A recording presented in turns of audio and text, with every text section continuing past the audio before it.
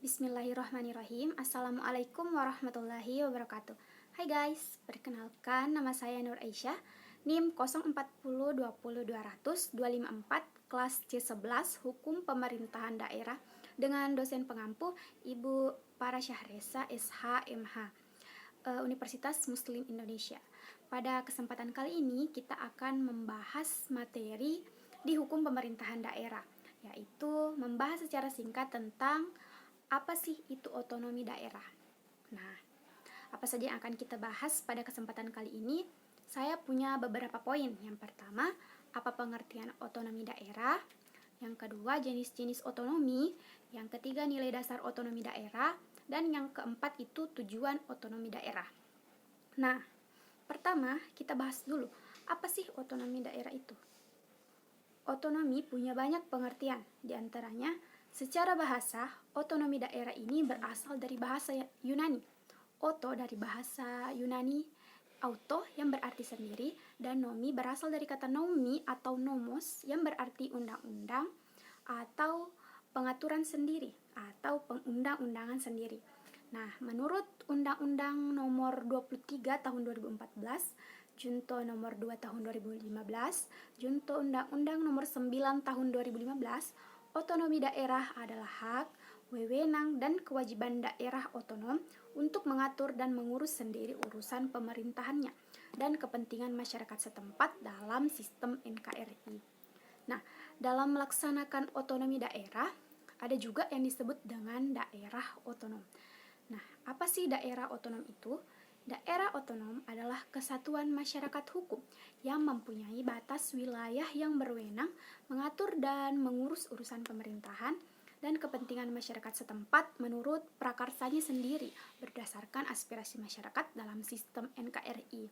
Jadi, daerah diberikan kebebasan untuk mengatur pemerintahannya selama tidak menyalahi beberapa aturan.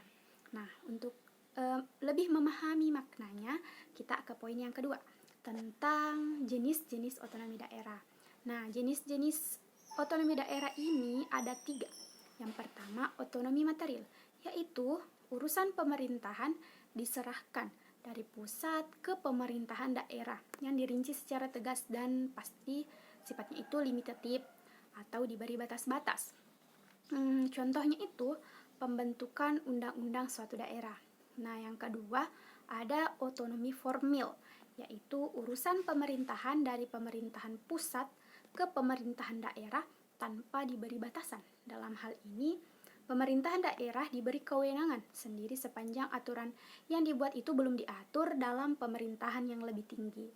Dan yang ketiga ada otonomi real, yaitu pemerintahan daerah menentukan hal apa saja yang menjadi pemerintahan pusat menentukan hal apa saja yang menjadikan urusan pemerintahan daerah. Namun, pemerintahan daerah itu bisa meminta penambahan urusan kepada pemerintahan pusat untuk dijadikan urusan rumah tangganya.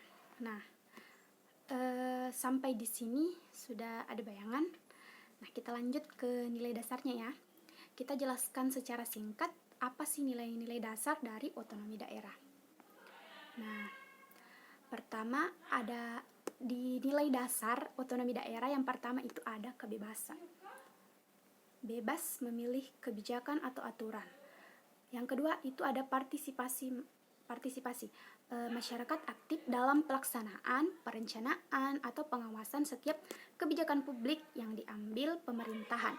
Nah, yang ketiga nilai dasarnya itu efektivitas dan efisiensi. Nah, poin ini menjamin 2 nilai sebelumnya agar menjadi lebih efektif dalam setiap kebijakan dan dapat mencapai tujuan dari otonomi daerah itu dengan efisien. Nah, tujuan apa lagi yang harus diefektifkan dan diefisienkan dalam otonomi daerah itu kita bahas di poin selanjutnya, yaitu tujuan otonomi daerah. Tujuan utama dari otonom ini tentu adalah untuk mewujudkan kesejahteraan rakyat. Misalnya peningkatan pelayanan dan kesejahteraan masyarakat, pengembangan kehidupan demokrasi, keadilan, pemerataan, pemeliharaan hubungan yang serasi antara pemerintahan pusat dan pemerintahan daerah, mendorong untuk memberdayakan masyarakat, menumbuhkan kreativitas, meningkatkan peran serta masyarakat, dan mengembangkan peran dan fungsi DPR. Sampai di sini mengerti kan?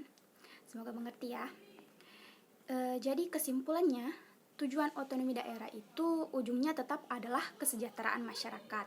Melalui pelayanan yang maksimal, pemerataan dari Sabang sampai Merauke punya kesempatan memperoleh kesejahteraan, punya hak untuk memperoleh keadilan, juga pemeliharaan yang serasi antara pusat dan daerah, dan tentu saja memberdayakan masyarakat untuk berpartisipasi aktif dalam pengembangan otonomi daerah ini. Nah, mungkin sekian yang bisa saya sampaikan pada kesempatan kali ini. Mohon maaf apabila ada yang salah karena saya juga masih sedang belajar. Terima kasih atas waktunya. Semoga kita tetap dalam rahmat Allah. Terima kasih. Billahi fisabilil haq, fastabiqul khairat. Wassalamualaikum warahmatullahi wabarakatuh.